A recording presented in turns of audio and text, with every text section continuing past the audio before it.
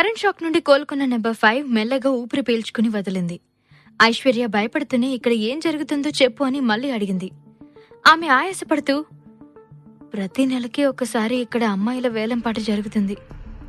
కుక్కలకు మెడలో బెల్ట్ వేసినట్టు అమ్మాయిలకి ప్రైస్ ట్యాగ్ మెడలో వేసి సంతలో అమ్మినట్టు ఈ అద్దాల గదిలో అమ్మకానికి పెడతారు. ఎవడైతే ఎక్కువ వేలం పాట పాడి మనల్ని గెలుచుకుంటాడో వాడు మన కొత్త బాస్. అంటే వాడికి మనం అన్ని విధాలుగా బానిసలుగా మారిపోతాం. వాడి చెప్పు చేతల్లో ఉంటూ వాడు చెప్పిన పని చేసుకుంటూ పోవాలి. వాడు ఏ పని చెప్పినా చేయాలి. కాదని ఎవరు చెబితే ఆ రావణ్ చిలకల ఇంటికి పంపుతాడు. చిలకల ఇల్లు నరకానికి కేర్ ఆఫ్ అడ్రస్. అక్కడ కుక్కలా బ్రతకడం కంటే ఇలా అమ్మడిపోయి కొనుక్కున్న వాడి దగ్గర చస్తూ బ్రతకడం సులువు అంటూ వివరంగా చెప్పింది నెంబర్ 5 బ్యాడ్జ్ వేసుకున్న అమ్మాయి. ఐశ్వర్యకి ఒక్కసారి గుండె కొట్టుకోవడం ఆగిపోయినట్టు అనిపించింది. చుట్టూ వినిపిస్తున్న శబ్దాలు మ్యూట్ అయిపోయి గుయ్యమని శబ్దం మాత్రమే చెవులకు వినిపించసాగింది. ఐశ్వర్య గొంతు మూగపోయింది. బంగారం, సర్ప్రైజ్ అంటూ పద్మావతి ఐశ్వర్య ముందుకొచ్చి నిలబడింది. పద్మావతిని జలజల జారుతున్న కన్నీటి పొరల నుండి కష్టపడి చూసింది ఐశ్వర్య.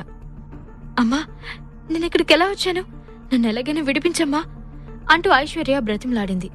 వెనకే వచ్చిన శకుంతల పగలబడి నవ్వి, ఓసి పిచ్చి ముద్దు, నువ్విక్కడిలా ఉండడానికి కారణమే మీ అమ్మే అంటూ అసలు నిజం బయటపెట్టింది.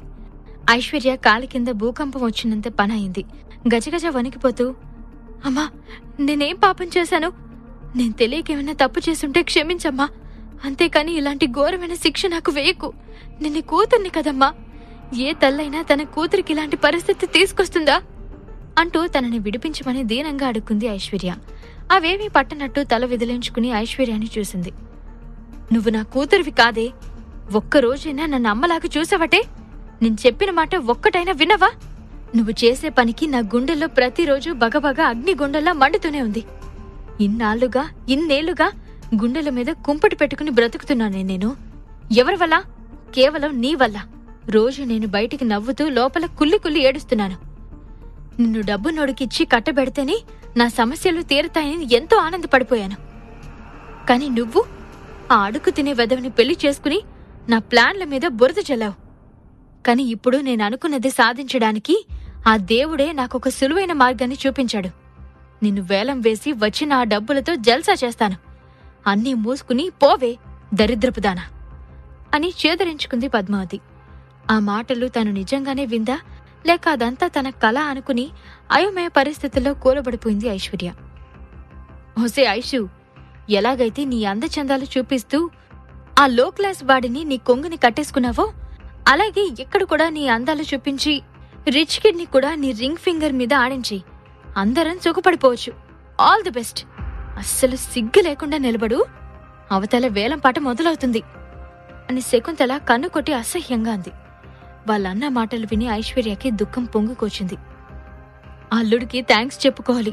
భలే ప్లాన్ వేసి నిన్నిరికించాడు. యాక్చువల్లీ యునో, ఈ ప్లాన్ కి మాస్టర్ మైండ్ రావణ్ ఎవరో కాదు అంటూ విషయం చెప్పబోతుండగా ఉన్నట్టుండి ట్రంపెట్ సౌండ్ వినబడింది. ఆ సౌండ్ విని సైలెంట్ గా అక్కడి నుండి శకుంతల మరియు పద్మావతి వెళ్లిపోయారు. ఐశ్వర్య మరియు వేరే అమ్మాయిలు ఎదురుగా ఉన్న అద్దం ఆటోమేటిక్ గా పైకి స్క్రోల్ అయింది. ఐశ్వర్యకి ఒకరి అడుగుల శబ్దం స్పష్టంగా వినిపించింది. ఎదురుగా ఉన్న డైమండ్స్ పొదిగిన చైర్లో బ్లాక్ మాస్క్ వేసుకుని ఒక చేతిలో చుట్ట పట్టుకుని మరో చేత్తో పొడవైన కేన్ పట్టుకుని కూర్చున్నాడు అతను. కేన్ మొదట్లో బంగారు సింహం బొమ్మ ఉంది. దాని మీదున్న వేళ్లని ఆడించి నిమిరి ఐశ్వర్య వైపు చూపిస్తూ 10 అని అన్నాడు. రావణ్ వారి పాట 10 లక్షల 10వ నెంబర్ పంచదార చిలక మీద అని అతని అసిస్టెంట్ అనగానే అందరూ 10వ నెంబర్ బ్యాడ్జ్ వేసి ఉన్న ఐశ్వర్యని చూశారు. ఆహా, ఏముందిరా ఈ చిలక, ఎర్రగా బుర్రగా. రావణ్ పాట పాడేశాక ఇక మనం పాడకపోతే బాగోదు. ఈ చిలక మన సత్తా కూడా చూడాలి కదా అని వేలంపాటికి వచ్చిన మిగతా వాళ్ళు తమలో తామే మాట్లాడుకున్నారు. నా పాట 20 లక్షలు అంటూ మరొకరు లేచి నిలబడి ఐశ్వర్యాన్ని కామంతో చూశారు. రావణ్ తన అసిస్టెంట్ వైపు చూశాడు. రావణ్ గారి పాట 50 లక్షలు అని అరిచాడు రావణ్ అసిస్టెంట్. వామ్మో, 50 లక్షలా? రావణ్ కున్నట్టుండి ఏమైంది? ఈ చిలక మీద ఇంత వేలంపాట పాడుతున్నాడు అని షాక్ అయ్యారు మిగిలిన వాళ్ళు. చూస్తూ చూస్తూ ఐశ్వర్యాన్ని వదులుకోలేని కొంతమంది బడాబాబులు వేలంపాటను పెంచుకుంటూ పోయారు. రావణ్ రౌండ్ ఫిగర్ చేసి ₹1,00,00,000 అని స్వయంగా లేచి నిలబడ్డాడు. ₹1,00,00,000 ఒకటోసారి, ₹1,00,00,000 రెండోసారి, ₹1,00,00,000 అని అనౌన్స్ చేస్తున్న వేలంపాట యాజమాన్యానికి ఒకరు షాక్తో షేక్ చేసి 50 కోట్లు అని పాట పాడారు. రావణ్ కేన్ మీద తన పట్టు బిగించి నేలకేసి మోది కుర్చీలో కూలబడ్డాడు. మిగతా వాళ్ళ గుండెల్లో గుణపం దిగినంత పనైంది. 50 కోట్ల? అంత డబ్బు పెట్టి నన్ను కూడా ఎవరైనా కొనుక్కునేవారుంటే నేను కూడా వాళ్ళలాగే పొట్టి బట్టలు వేసుకుని వాళ్ళలాగే నిలబడేవాణ్ణేమో అని ఒకడు జోక్ వేశాడు. జోక్ వేసిన వాడి చెంప పగలగొట్టాడు రావణ్. ఆ దెబ్బతో అక్కడ నిశ్శబ్దం కొద్ది క్షణాలు రాజ్యమేలింది. నా సరుకుని నాకు అప్పగిస్తే నేను వెళ్ళిపోతాను అంటూ 50 కోట్ల హార్డ్ క్యాష్ ఉన్న సూట్ కేసుని వేలంపాట యాజమాన్యం ముందు ఉంచాడు వేలంపాట పాడిన ముసుగు మనిషి. రావణ్కి నోట మాట రాలేదు. చచ్చింది గొర్రె. అనవసరంగా పోటుగాడ్ల ఐశ్వర్యాన్ని వేలం వేసి కొనుక్కుంటా నా సత్తా చూపిస్తా అని రెచ్చిపోయాడు రావణ్. సారీ రావణ్, ఇప్పుడేమైంది చూడు అని పద్మావతి తల పట్టుకుంది. నువ్వేం వరి ఒక వదినా, ఎవడు కొనుక్కుంటే ఏంటంట, మనకి మనీ ఎంతొచ్చిందో చూడు, 50 కోట్లు అని ఆనందపడింది శకుంతల. అందరూ వెళ్ళిపోయాక మనం వెళ్ళి ఆ మనీ కలెక్ట్ చేసుకుందాంలే అనుకుని సైలెంట్ గా నిలబడ్డారు శకుంతల మరియు పద్మావతి. ఇంతలో పోలీస్ సైరన్ మోగింది.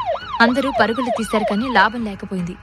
పోలీస్ ఆఫీసర్లు మరియు ప్రెస్ వారు 4 దిక్కుల నుండి చుట్టుముట్టారు.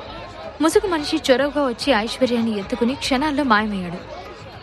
వదినా, క్యాష్ పదా తీసుకుని లగెత్తు అని సలహా ఇచ్చింది శకుంతల. శకుంతల చెప్పింది కరెక్టే అనుకుని పద్మావతి సూట్ కేసు పట్టుకున్న అతన్ని ఎడంకాలితో ఒక్క తన్ను తన్ని సూట్ కేసు లాక్కుని పరిగెత్తింది. తలకెక్కిన మత్తంతా దిగిపోయేసరికి భారంగా కళ్ళు తెరిచి చూసింది ఐశ్వర్య. కళ్ళు మసగ్గా కనిపిస్తుంటే తల పట్టుకుని లేచి కూర్చుని చుట్టూ పరికించి చూసి పవిత్ర మ్యాన్షన్లోని తన రూంలో ఉంది అని అర్థమై ఇక్కడికెలా వచ్చాను తనలో తానే అనుకుంది ఐశ్వర్య. మత్తు వల్ల ఒళ్లంతా నొప్పులుగా అనిపిస్తుంటే దాహర్తికి పెదవులు ఆరిపోతున్నాయి. కష్టంగా ఉన్నా నిదానంగా బెడ్ మీద నుంచి లేచి ఒక్కో అడుగు వేసుకుంటూ రూమ్ బయటకు వెళ్లిపోయింది ఐశ్వర్య. తన రూమ్ బయట ఉన్న హాల్లో డిస్కషన్లో ఉన్న ఆకాష్ కనిపించాడు. అప్పటి వరకు ఆకాష్కి దూరమైపోతానేమో అనే భయంతో ఉన్న ఐశ్వర్యకి ఆకాష్ని చూసి మనసంతా సంతోషంతో ఉరుకలు వేస్తుంది. ఆకాష్ అని అరుస్తూ భారమైన దేహంతోనే వడివడిగా అడుగులు ముందుకు వేస్తుంది ఐశ్వర్య. సీరియస్ మూడ్లో ఉన్న ఆకాష్కి ఐశ్వర్య వాయిస్ వినిపించడంతో చప్పున వెనక్కి తిరిగి చూశాడు. ఒంట్లో సత్తువు లేని ఐశ్వర్య 2 అడుగులు వేయగానే ముందుకు తూలి పడబోతుంటే ఒక్క అడుగులో ఆమెను చేరి తన బాహువుల్లో బంధించాడు ఆకాష్. ఆకాష్ గుండెలపై తలవాల్చి, నిన్ను మళ్ళీ చూస్తాననుకోలేదు ఆకాష్ అని అప్పటి వరకు దాచిన కన్నీళ్లు జలజలా రాలిపడ్డాయి. ఈ ప్రశ్నలకు సమాధానాలు తెలుసుకోవాలంటే నెక్స్ట్ ఎపిసోడ్ వినాల్సిందే. క్రింద ఇచ్చిన లింక్ ని క్లిక్ చేసి పాకెట్ ఎఫ్ఎం యాప్ ని ఇన్స్టాల్ చేసుకోండి. Stay tune to pocket FM.